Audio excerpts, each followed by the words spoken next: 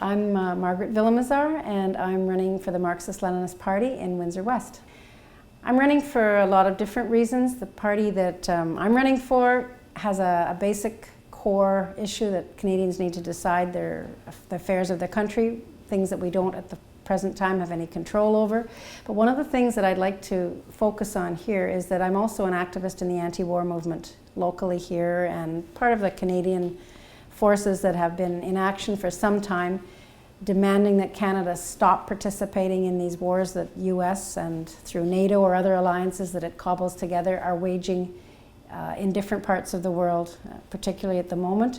We're looking at areas like Iraq and Syria, where in violation of United Nations principles and international law, we have the US cobbling together a group, and Canada's part of it, bombing Syria, for example, without even worrying about the fact that there's a sovereign government in Syria whose permission has not been given.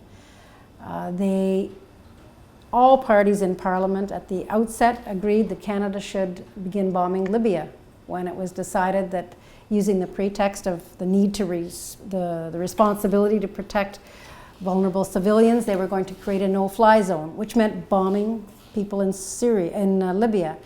The country has been destroyed several years later.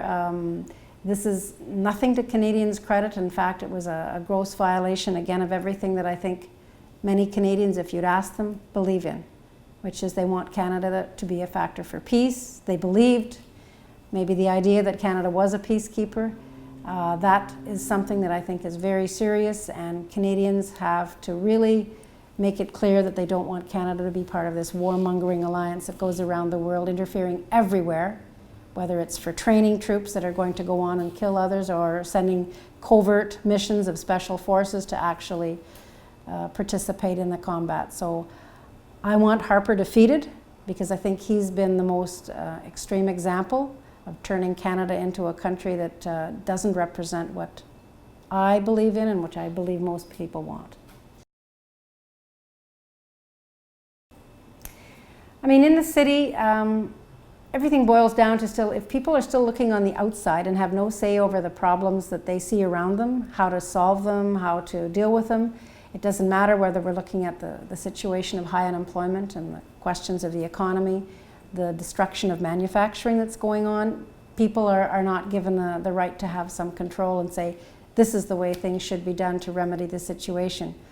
It is serious that in Canada the economic situation has places like Windsor in, you could say, a crisis mode. The trade deals that have been signed by the Harper government, as well as by Liberal governments in the past, which have been touted as being the way for prosperity, have ended up creating a situation where you have fewer and fewer workers. Perhaps they do sustain the profits of some of the companies, but this is not good for the people. So the direction of the economy is a serious issue I think Canadians need to have a say over so that this doesn't happen.